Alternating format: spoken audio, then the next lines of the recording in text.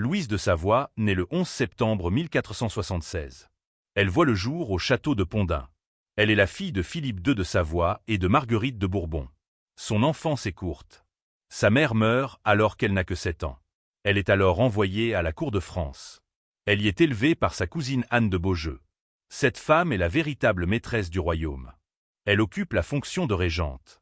Elle inculque à la jeune Louise la méfiance, la rigueur et l'art de manipuler les hommes. Louise observe. Elle apprend les rouages du pouvoir. Elle comprend très vite que le savoir est une arme. Elle se passionne pour l'astrologie. Elle fait rédiger des journaux intimes où elle note chaque événement comme un signe du destin. Elle développe déjà une ambition dévorante pour sa propre lignée. À l'âge de 11 ans, elle est mariée par contrat à Charles d'Orléans. Le mariage est célébré en 1488.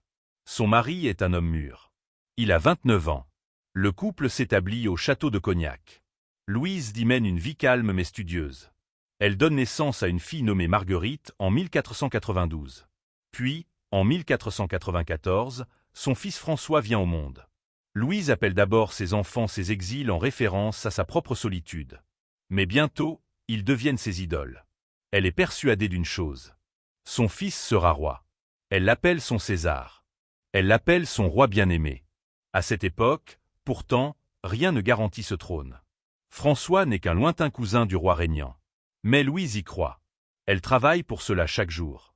Elle éduque son fils comme un conquérant. En 1496, son mari meurt.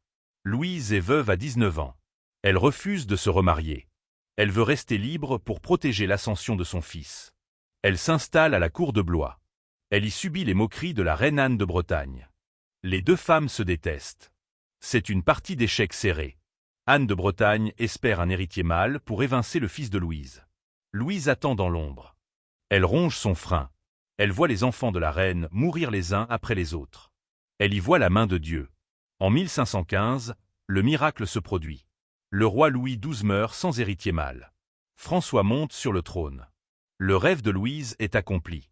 Elle devient duchesse d'Angoulême et d'Anjou. Dès le sacre, Louise devient la femme la plus puissante du pays. Elle est la conseillère la plus écoutée. Elle gère les finances et les intrigues.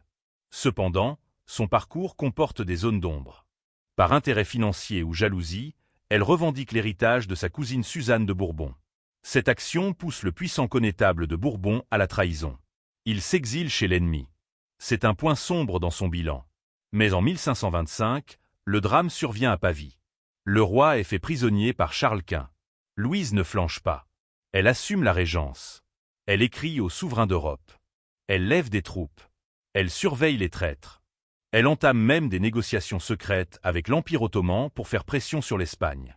C'est une révolution diplomatique. Elle organise le départ de ses propres petits-fils vers les geôles espagnoles comme otages. Elle pleura en secret, mais resta de marbre en public. Le sommet de sa carrière est la paix des dames en 1529. Elle se rend à Cambrai pour rencontrer Marguerite d'Autriche. Les deux femmes ont grandi ensemble. Elles se respectent.